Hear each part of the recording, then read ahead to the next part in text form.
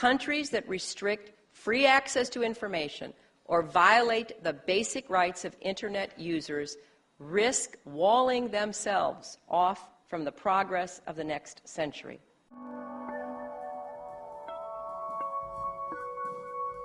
The Internet is many things. Mundane things such as shopping, bill paying, but also lofty things, expressing our opinions, political organizing, information gathering. To most Americans, whatever its uses, it's a symbol of freedom. For individuals living in repressive societies, it's an altogether different reality. Mazyar Bahari can attest to this. An Iranian documentary filmmaker, Bahari was arrested, thrown in solitary confinement for 108 days in an Iranian prison on charges of insulting the supreme leader and undermining the security of the state. The Iranian government, like any other government, wants to have legitimacy. They do not want negative publicity. The telecommunications company, landlines, and cell phones are in the hands of the Revolutionary Guards.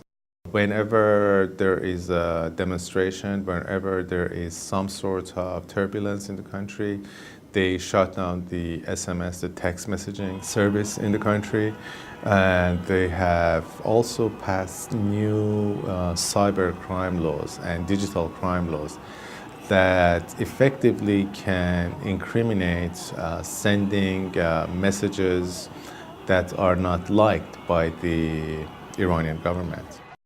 Gamal Eid, an Egyptian lawyer fighting for freedom of information, has witnessed more extreme tactics to suppress internet freedom. Egypt stopped to block or to censor the internet, but now they use torture and kidnapping the bloggers and torture them and to erase and delete the whole website. They create like a unit, police unit for the internet. So for us, there is no evidence about what happened. Usually 2 months. First two weeks for torture and taking the password and deleting. And 1 month and a half just to be sure there is no evidence what they had done. Why should we care about limitations on internet usage around the world? Oleg Kozlovsky, a pro-democracy leader in Russia, points out that this affects us all. Internet is one global network, and you can't really isolate a part of it and think that in a part of it there will be freedom, and in another part, the other part will be completely censored.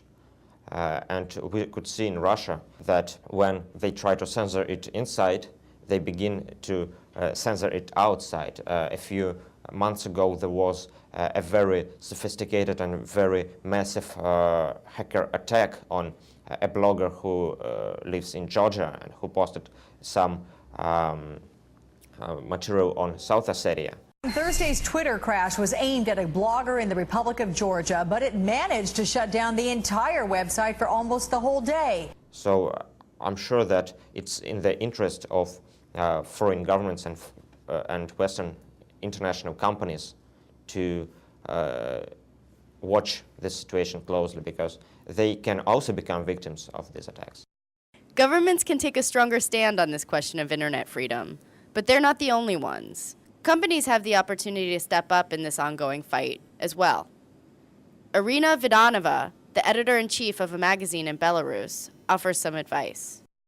If the companies like Google or somebody else allow any leverage on control over activities online, then it will be the end of internet freedom in Belarus. And not only internet freedom, but freedom of expression overall, because all other media are already controlled by the government.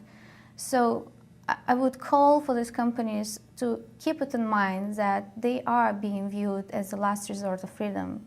It's a heavy burden, I know, it's the business finally. For us, it's life.